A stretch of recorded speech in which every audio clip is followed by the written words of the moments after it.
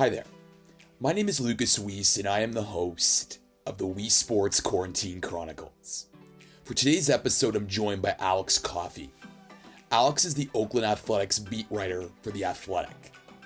In this episode, I chat with Alex about her experiences in communications and public relations, how this prepared her for a career in sports journalism, as well as producing content amidst the COVID-19 pandemic. The Weesports Quarantine Chronicles is available on YouTube, Apple Podcasts, and Spotify. So make sure to like, rate, watch, and subscribe to this podcast on all three of those channels. This is episode 19 of the Weesports Quarantine Chronicles. All right, on today's episode of the Weesports Quarantine Chronicles, I am joined by Alex Coffey. She is the Oakland Athletics beat writer at The Athletic. Alex, welcome to the Weesports Quarantine Chronicles. How are you? Good. How are you? I'm doing well, and I look at the calendar now. It's May 15th, and in a normal time, I'm sure you're at the ballpark right now covering your A's, and instead in a pandemic, you're stuck at your home talking to me. So crazy how life can change.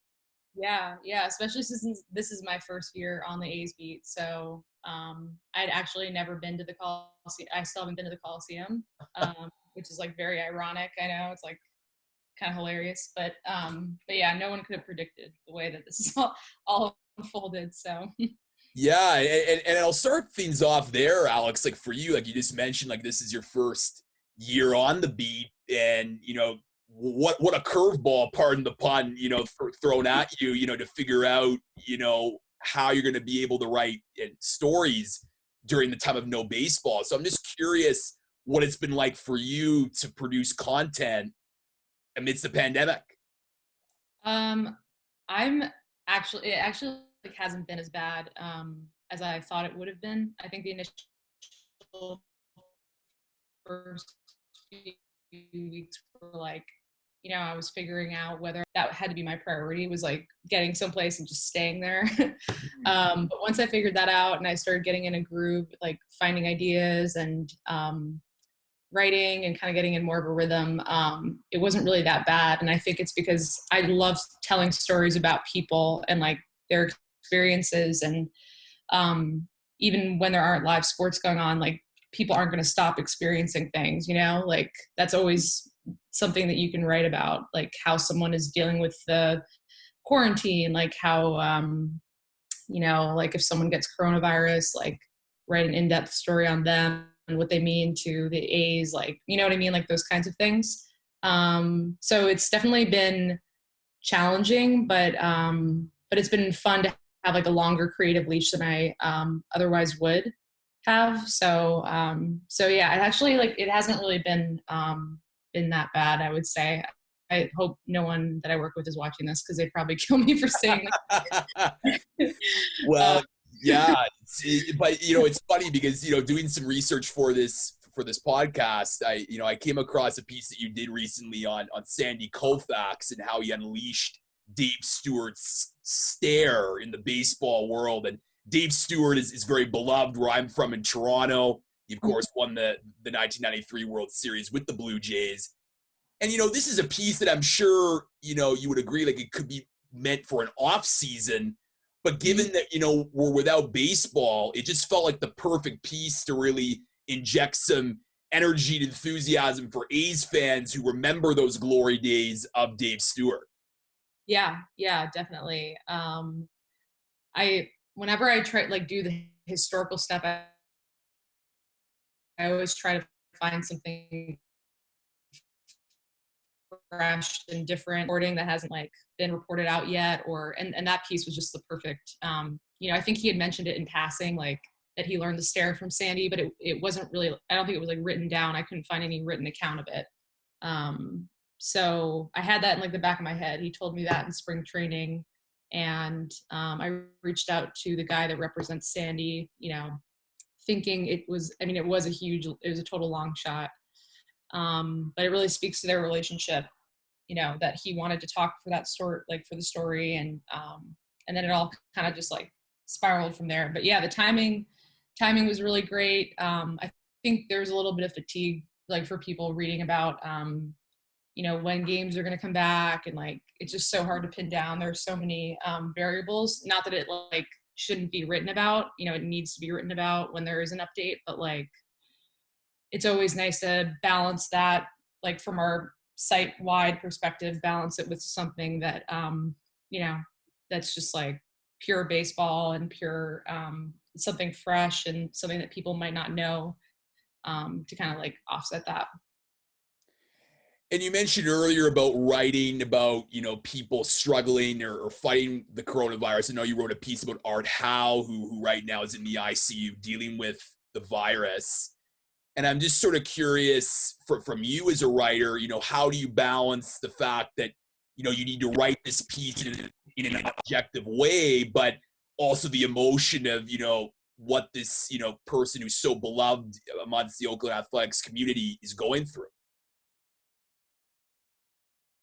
Yeah, it's tricky. I mean, I had those same thoughts when I was deciding whether to use first person or not, like in writing that story, because I had some good reporting and I had done some good interviews. But to me, like the best anecdote I had was this guy who texts me back when he has coronavirus, and he's like, "Oh yeah, I'll call you after I get out of the hospital." Like, help you out. It just speaks. It really like speaks to who he is, and his empathy, and I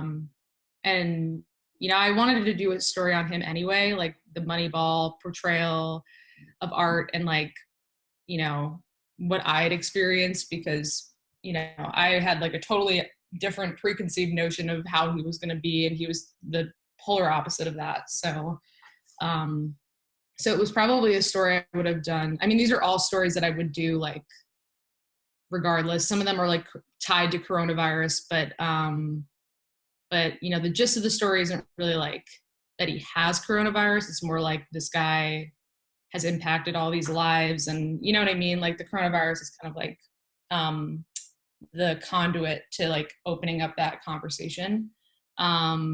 So yeah, that was kind of how that came together. And it was just kind of like I definitely, like, people reading that story like know where I stand, like they know what my tone makes it like very obvious, but that was just kind of like a personal decision. And like I felt I'd had like these experiences with him from like a journalist, I guess like interviewee standpoint, that would be like relevant for readers to know. And it probably would have been different if he was like involved with like the current team, but I felt like because he was, he's retired, he was like manager in the early 2000s, that it was probably okay. So, but it's a good question. It was definitely something that like came into my mind. No, for sure. And both fantastic pieces. And shifting gears a bit, Alex, to just, how you got started. I mean, was being a sports journalist always in the cards for you growing up? No. Well, my dad's a sports writer, but I was a petulant child, and I was not interested in it at all. I was like, why would I want to do that? Like, like, why would I want to do that? Why would I want to do exactly what my dad does? And it's very ironic because now the kinds of stories I'm writing are like the kinds of stories that he wrote, he continues to write. It's always like centers on the human experience. And yeah, so it's like extremely ironic, but no, I was a history major in college, and it really I don't even think I knew I wanted to go into sports until like maybe my junior or senior year. And then at that point, my dad's newspaper had a ton of layoffs. Like they laid off him, his editor, like, his editor's boss. It was like, clean house. And that really spooked me from the journalism industry. And so I just I decided to go and do baseball PR, because it just seemed safer. But I wasn't really giving much thought to like what my day-to-day would look like and whether it would be fulfilling or not. I don't think I really knew what I wanted to do, like what brought me fulfillment. It like took me a couple years to figure that out. But so it was a little bit of like an atypical path, but yeah, I worked at the Hall of Fame that was my first job out of college. And that was technically PR, but it was actually a lot of writing, like just writing for their website, and like running their social media, and it was like a very creatively oriented job. So it was super fulfilling, and it helped me develop as a writer and made me realize like, you know, even though this career feels very far-fetched, like this is something I really enjoy doing, and it feels very intuitive to me. And then after that, I worked for the Mariners in their PR department, and I started writing for their blog, just in my like free time.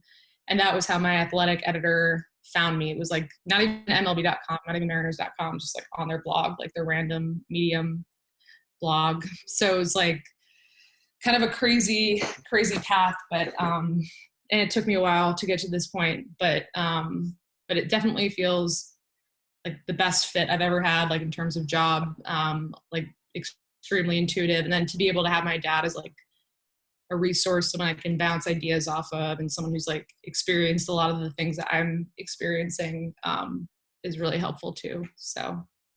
Yeah, like just to go through, I mean, probably you both have went through similar experiences. So it's nice to have that, you know, uniformity and continuity, which of course, like you said, it was just ironic for someone that didn't want to go down what her father did. But I want to go back to just your experiences in PR, because I find that like sometimes journalists, like they start out as reporters, journalists, and then shift to PR.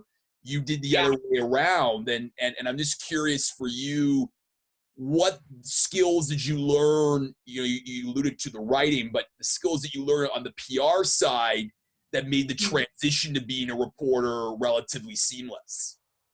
I think first and foremost, like, you know, knowing how big league organization works and like familiarizing myself with that, like knowing how PR departments work and like seeing it from the inside, I think was definitely an asset, you know?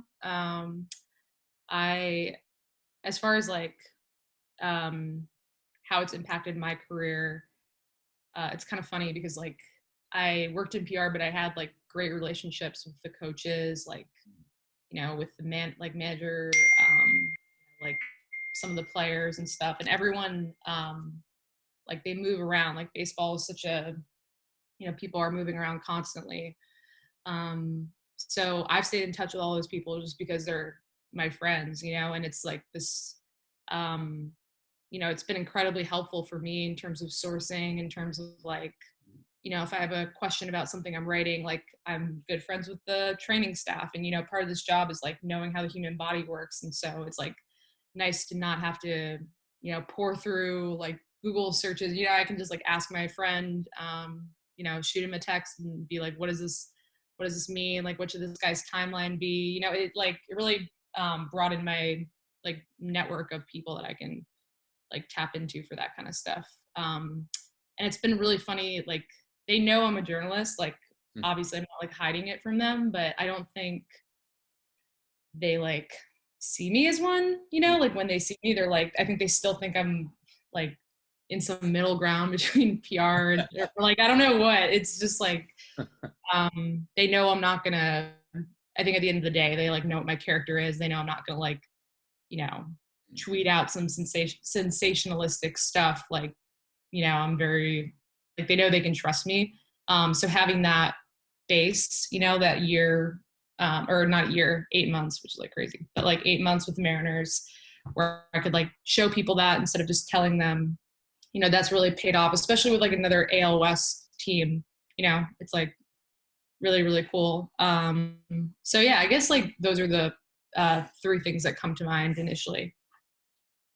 Yeah, I mean, you're bang on, and I think the whole concept of relationships is so important for journalists and reporters. And I find that with young journalists who, you know, they parachute into a beat without prior experiences in the sport, it often takes probably them longer to develop those relationships, which is so critical for their job success. But for you, you've spent, you know, so many years on that PR side, comm side, whether it's Baseball Hall of Fame or the Seattle Mariners, that now you're an Oakland Athletics beat writer, and while this is your first year on the beat, you've built a lot of those relationships already. Yeah, no, baseball wide, it's been solid. I'm definitely still working on like developing those relationships within the A's organization, but like I said, it's been helpful to like, you know, baseball world is so intertwined. It's definitely been easier than just starting from scratch, you know? No, absolutely. And you mentioned how you got, recruited to go to the Athletic, and I'm curious about what the experience was like covering the Seattle Storm. Mm-hmm. And because WNBA has experienced great popularity, I know here in Canada, we all love Kia Nurse, and Sabrina Ionescu is going to become a big star. She was the number 1 pick in the draft this year. And I'm just curious to cover a sport that, was on, the iceberg, if you will, and still is, of becoming, very, very popular. Yeah, no, it was, I think first and foremost, it was like a great first beat to be on, because it's like a sport that, like you said, is gaining popularity, but it's not like I'm being thrown into the NFL or something like, right off the get-go.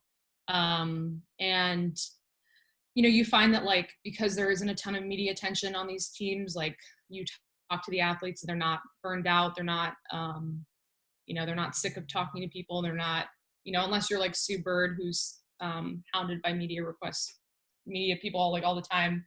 For the most part, they're not really used to getting like consistent coverage. So, in terms of getting like non-cliche responses or like fresh quotes and like, finding fresh ideas, there was like a lot of like uncovered, uncharted territory and stuff that I could write about, and the athletes were like more than willing. So it was like really awesome first beat to be on, and I still don't know like how my current editors like found me on the WNBA beat, because I wasn't getting a read. Like it's something I've got to ask. I was talking to my editor today. I should have asked him about that, because it's something that I think about fairly often. I'm like, how did that happen? but it did, and I'm super grateful with how it all played out. Well, broadcasters get, notice whether, they're doing their demo reel or a video or whatnot. So I guess the same thing happened to you as a writer, but still, I do agree.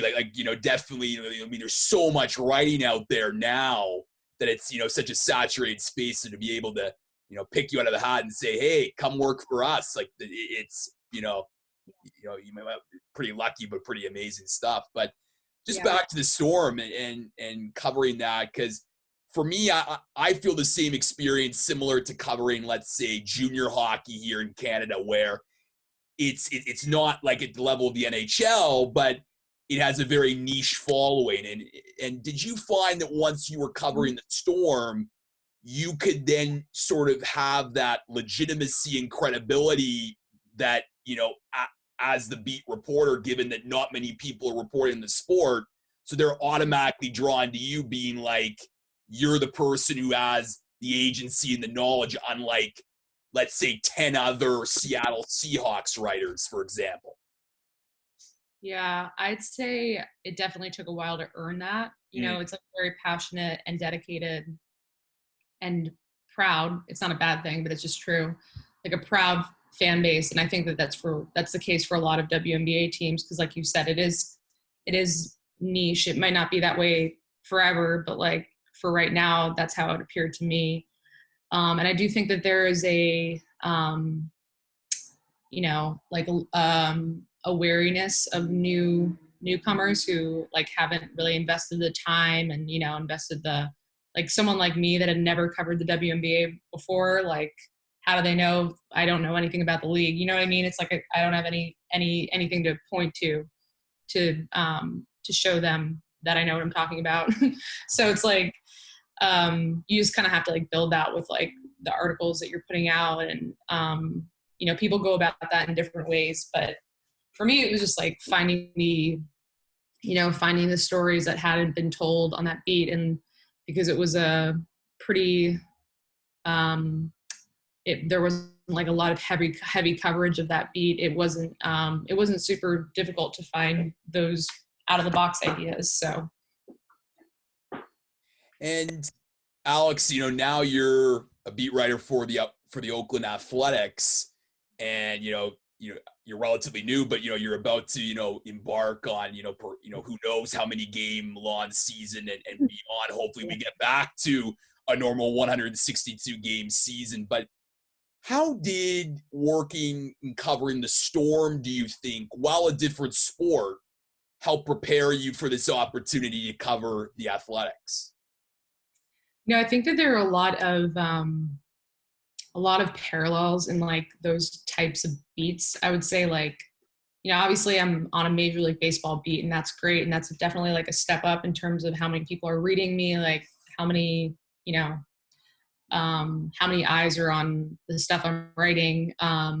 But it's not like I'm being thrown onto the Yankees beat or the Mets beat or the Red Sox beat. So it's like, it's definitely a step up, but it's not like a leap forward or, so to speak.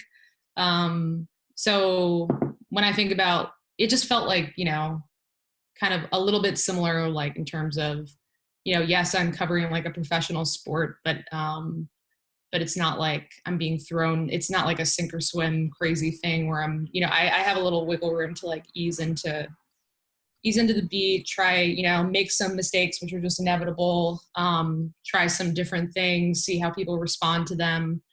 And honestly, like the coronavirus work stoppage has been like a great time for me to experiment with that kind of stuff and see how people respond to like different story ideas that I have, and then kind of keep that in my mind for maybe next off season, or like, when I have some downtime during the season. So, and then, just covering the WNBA, like I didn't go to journalism school. I had no journalism experience at all. So just the pure, baseline, etiquette, like talking to athletes, like, developing sources, writing on deadline. We don't have crazy, crazy strict deadlines, but like I still wanted to turn things around in a certain time frame.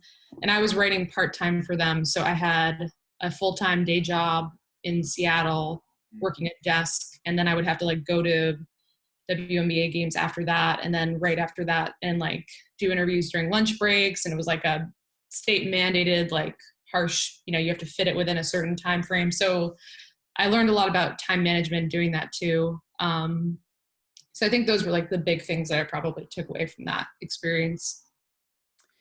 And you mentioned how there's great opportunities for you to be creative during the sports hiatus, and you're working with not only the Athletic Bay Area but also the Athletic MLB, and it just must be so cool for you, as someone young and just getting into your first full-time beat reporter job in the MLB, to then be working, have Ken Rosenthal on the same Athletic MLB staff, or Jason Stark, like people who've been around the game for so long. Like it's just such a unique structure, I think, that the Athletic MLB has done, balancing experienced writers with ones that are just sort of young and coming into the field. Yeah. I feel incredibly lucky to have, Jason, Ken, and, I kind of have this like built-in network of, like this built-in support system. And as a young writer, it's like, it's invaluable to be able to like run something by those people, and like, because I genuinely don't know. And so, yeah, I mean, I definitely like that structure too, because I think it really allows for the younger writers to like grow and,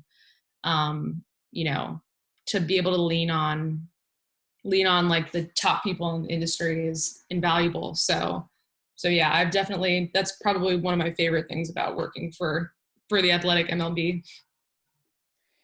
And being in the Bay Area, like San Francisco, the Athletics headquarters are there. So I'm curious, like, does the Athletic Bay Area work from home, or are you at the office? Like, I'm just curious about that sort of structure.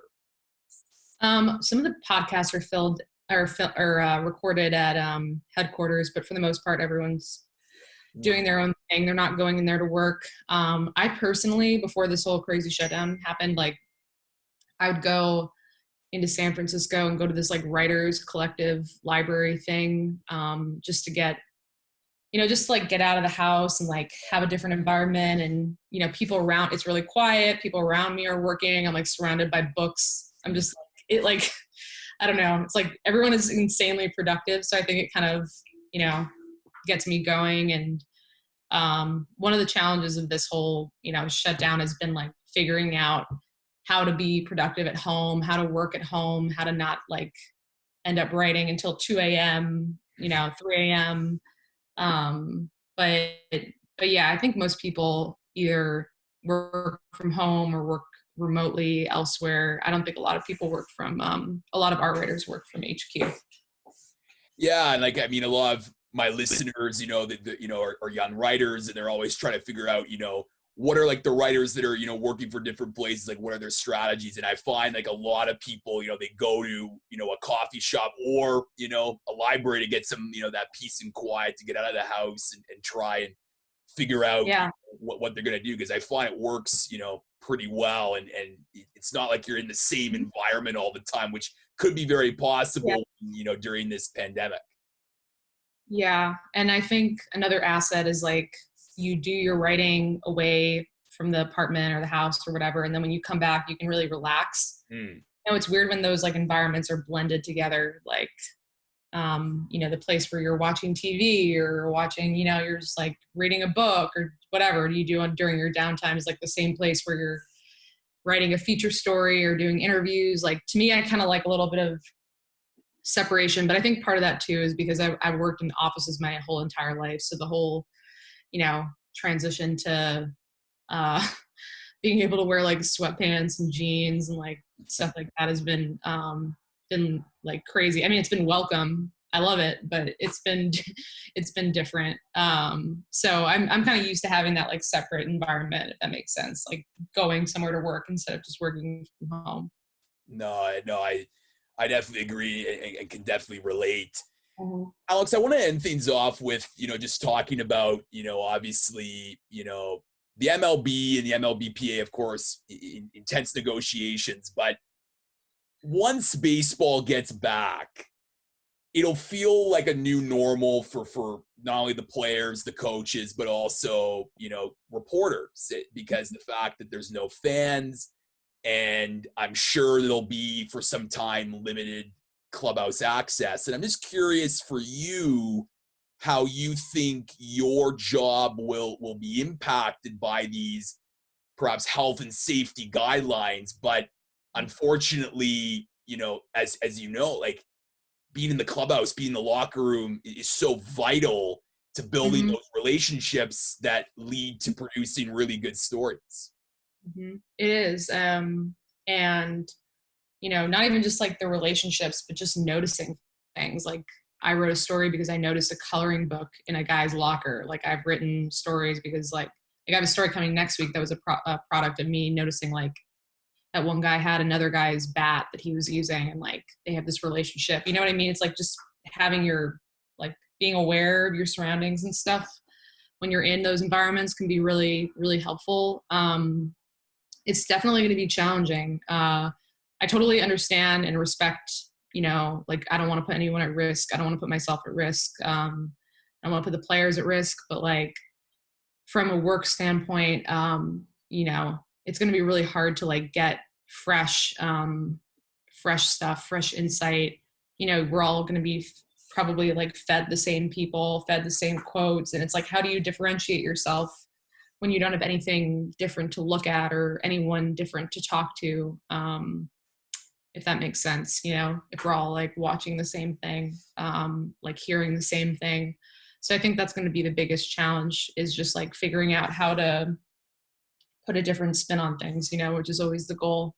So yeah, I don't really know. I mean, I think we have to like wait until we see what the access is like and stuff, and whether we're allowed to like request certain guys or whether they're only going to give us like, the starting pitcher or, like, I don't really know how it's all going to play out. But yeah, I know for a fact it's going to be challenging, and it'll be like a creative challenge for sure. No doubt. Alex Coffey, she is the Oakland Athletics beat writer for The Athletic. Alex, thank you so much for joining the Weesports Quarantine Chronicles. Thank you so much for having me.